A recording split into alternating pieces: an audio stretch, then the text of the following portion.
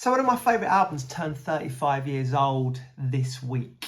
It's the second solo album by George Michael, Listen Without Prejudice.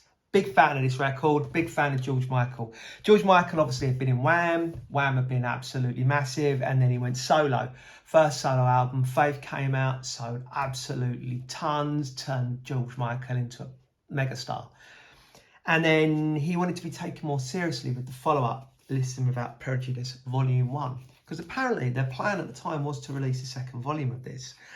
And then it didn't sell as well in America. And then that, off the back of that, it led to the infamous, or famous, should I say, court case between George Michael and Sony, which is a story for another time. And that obviously, that had the knock-on effect of having to wait quite a long time for the next solo album to come out, Older by George Michael. But I digress.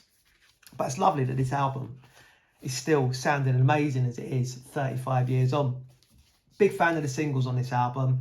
I really like Freedom 90, should I say, rather than the Freedom song by Wham. Freedom 90, I think personally was great because it really sums up what George Michael was going through as a solo artist at the time then, and everything that was going on, you know, the being in a band and going solo, which obviously Robbie Williams then liked the idea of that because he did a cover of it after he jumped ship from Take That in 1996, I believe that was. I'm not sure about that, I haven't date checked it.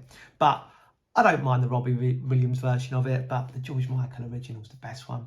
And then you've also got on here Heal the Pain, which I remember watching a documentary on George Michael, and he said, look, kind of like it was quite McCartney influenced that because the way he wrote it. And then I believe a few years after that, he did, on one of his greatest hits albums, him and Paul McCartney actually duetted on that. And it's quite a nice version, hearing Paul McCartney on it as well.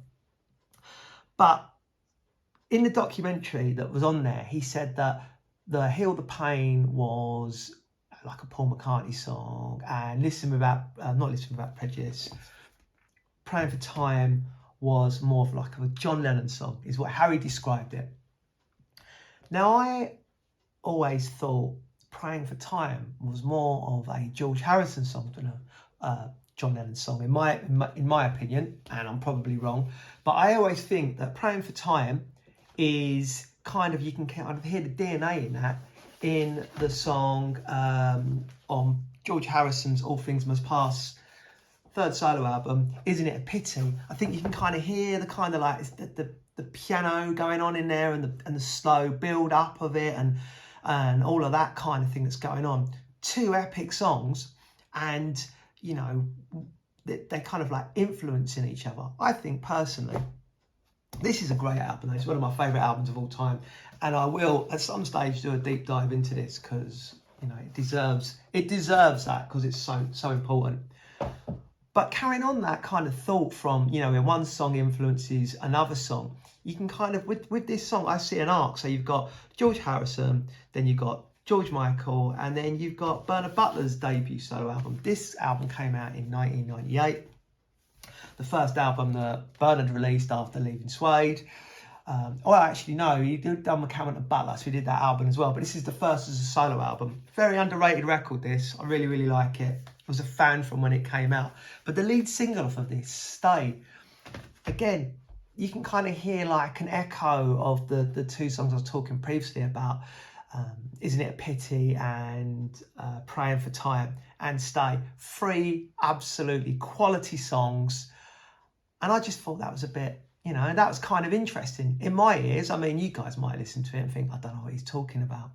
But three very good albums as well. So if you haven't heard either of these, do yourself the favours and get them on, because they are really, really cool.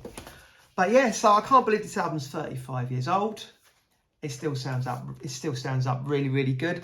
Apparently there were plans to release a second volume of this, and there's some songs that were recorded with other artists that are in the vaults that I don't know if, you know, George Michael's estate will release eventually or not. But from gathering what you can, you know, hear, there is quite a lot of unreleased George Michael stuff, because there's the abandoned album he did when he released the singles, like from when he played at the London 2012 Olympics. There's that album, Listen Without Prejudice Volume 2. So maybe sometime we will see some of this new music. But Happy 35 years to Listen Without Prejudice. What an amazing album it is.